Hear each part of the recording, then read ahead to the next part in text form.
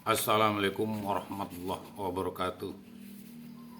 Semoga kita dalam keadaan rahmat Allah, mendapatkan segala rahmatnya, karena nikmat dan rahmatnya itu cukup banyak.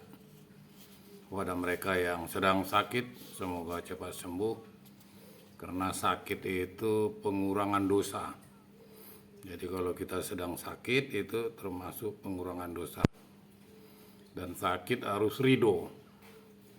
Edukasi kita pagi hari ini masih dalam kategori sholat, karena sholat ini rukun ya. Kita bahas wajib kalau dia tidak gila, wajib dia kalau Islam, wajib dia kalau tidak melahirkan, wajib dia kalau tidak mens. Ya, orang melahirkan nggak bisa ya sholat. Mungkin sebelum melahirkan bisa, atau sesudah melahirkan. Atau balik. Sholat adalah pondasi ya. Pondasi utama memperbaiki diri. Jadi kita berkomunikasi kepada Allah. Allah Maha Besar.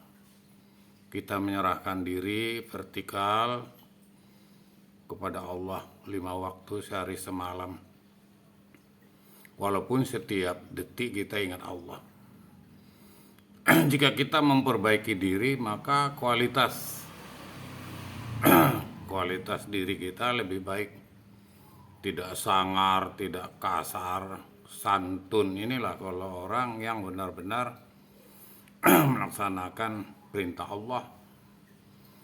Sehingga kita harus berupaya terus untuk kualitas sholat kita itu khusyuk. Karena kategori sholat itu juga doa ya. Sholat itu bukan untuk Allah. Sholat itu adalah kewajiban kita, keharusan kita, karena kita janji kita menerima Islam. Jadi bukan untuk Allah sholat itu. Oleh sebab itu kita berupaya lah putus komunikasi kita begitu kita takbir kepada Allah. Allahu Akbar. Jadi ini sholat bukan hanya rutinitas ya. Bukan hanya seperti waktu lapar makan, lalu itu kenyang berhenti, bukan. Jadi kita merasa ikhlas, kita mempunyai ilmu, kita yakin bahwa inilah sholat kita yang terakhir. Kalau sudah demikian, maka sudah menjadi kewajiban. Rasanya ada yang kurang kalau tidak sholat. Kenapa sholat menjadi kunci? Jadi kalau kita mau masuk ke kamar tidur, kalau kuncinya tertinggal ya sulit ya. Atau sepeda motor kuncinya nggak ada, bagaimana mau bepergian? Begitu juga kalau kita mau menghadap Allah, maka kuncinya yaitu kita sholat. Oleh sebab itu di dalam sholat itu kita berupaya khusyuk. Kita begitu takbir tidak mikirkan nanti selesai saya sholat ini saya nanti ngerjakan pekerjaan. Jadi selama dia mengatakan pekerjaan, selama dia sholat, mesti dibayang-bayanginya dunia. Sebagiannya sholat itu melepaskan kegiatan dunia, berupaya. Memang datang kadang-kadang pemikiran itu, tapi kita berupaya mengembalikan lagi. Jadi kita berupaya apa yang kita bacakan itu dapat kita artikan untuk menjadikan kekhusyukan. Sholat itu juga dia seperti kita ketahui waktu kita anak-anak atau kita dewasa, menghindari daripada perbuatan maksiat. Sehingga sholat yang dijalankan dengan benar atau khusyuk, dengan benar ini maksudnya 2 syarat tadi terpenuhi lah ya. syarat wudhu. Jadi wudhunya ini betul-betul yang diperintahkan, tidak berbau. Wudhunya itu benar-benar kalau muka itu tidak jiprat ke bekas wudhunya orang lain. Jadi wudhu, syarat wudhu, rukun wudhu, nah ini. Habis itu rukun sholatnya. Sehingga kita sedang melaksanakan sholat itu benar-benar berserah diri. Di sana nanti kita dapat berkomunikasi, ampunkan dosaku, sayangilah aku, tinggikan derajatku, mudahkan rezekiku, beri aku petunjuk, lindungi kesehatanku. Nah, ini semua doa ya. Rabbi ghafirli warhamni wajburni warfa'ni warju'ni. Nah, itu tadi yang saya sebutkan tadi waktu duduk di antara dua sujud. Nah, untuk itulah bahwa sholat itu dapat mencegah keji dan mungkar, untuk mencegah tidak berbuat yang salah. Sholat itu berbuat yang baik. Dia menghadap kepada Allah, tidak pula telanjang bulat dia menghadap Allah. Dia pakai baju yang bersih, dan dia tidak pula gelap-gelap seperti dukun ya, gelap-gelap. Tidak boleh, sholat itu harus terang. Jadi kita dapat menghindari keji dan mungkar. Dalam surat Al-Ankabut ini bisa kita lihat ayat 45.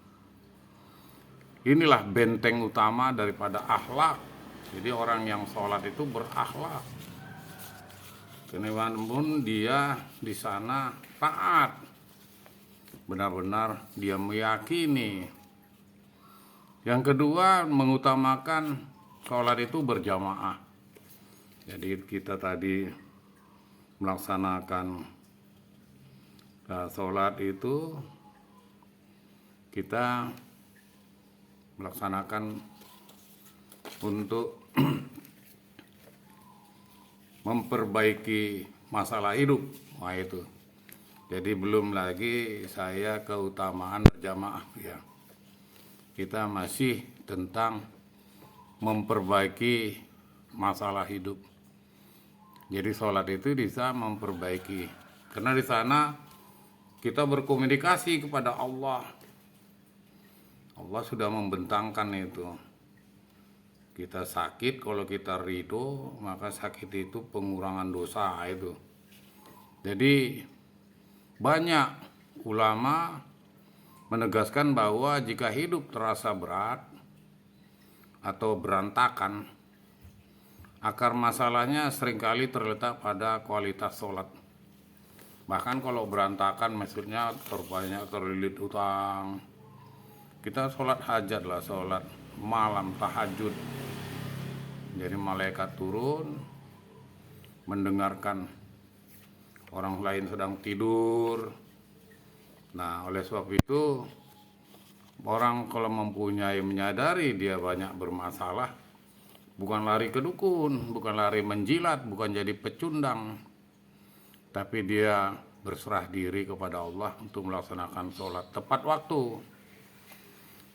Oleh sebab itu, sholat itu selain memperbaiki diri, sholat itu juga sumber ketenangan, menjaga hubungan dengan Allah.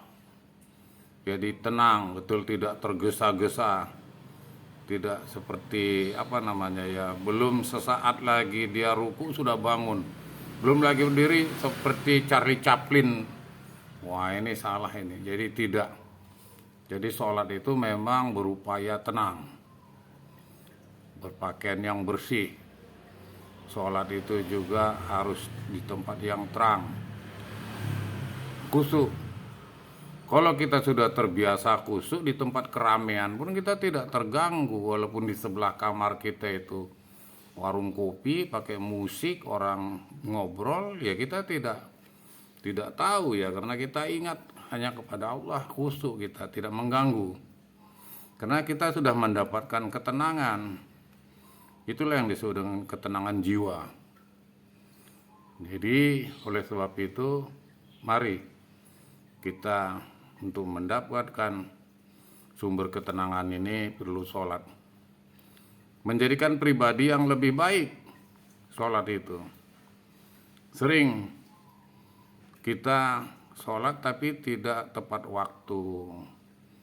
Kalau subuh udah terbangun matanya tidak langsung bangun. Kadang setengah jam. Wah, ini tidak mendapatkan sumber ketenangan ini. Bagaimana pribadi orang yang sholatnya kayak gini? Bagaimana kita mau terbentuk rezeki, yaitu menjadikan pribadi yang lebih baik. Kita sholat. Bagaimanapun langkah awal daripada perubahan-perubahan untuk kita tadi yang kita sampaikan, yaitu agar kehidupan kita dapat berubah, agar kewajiban kita kita laksanakan sehingga kita tidak dosa ya.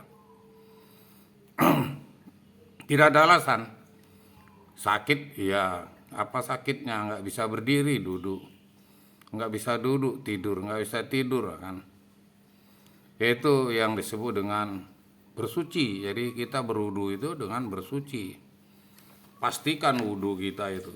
Kalau sudah wudu kita pastikan, maka syarat dari wudu itu sudah tepat. Mohon maaf, batuk, gatal kerongkongan. Selanjutnya, kalau tadi kita katakan dia sebagai memperbaiki atau katakanlah untuk bersuci, selanjutnya yaitu sholat itu diutamakan berjamaah. Berjamaah. Jadi kalau laki-laki ya, kalau perempuan ya sebagiannya di rumah pun di kamar, sehingga tidak fitnah, tidak ria. Kalau laki-laki itu berjamaah bersama, sehingga berupaya untuk sholat tepat waktu dan melaksanakannya di masjid atau di musola atau di rumah atau di kantor. Yang ketiga, sholat itu kita belajar khusyuk, sehingga perlahan kita akan mendapatkan ketenangan. Waktu kita sangat terbatas. Terima kasih. Assalamualaikum warahmatullahi wabarakatuh.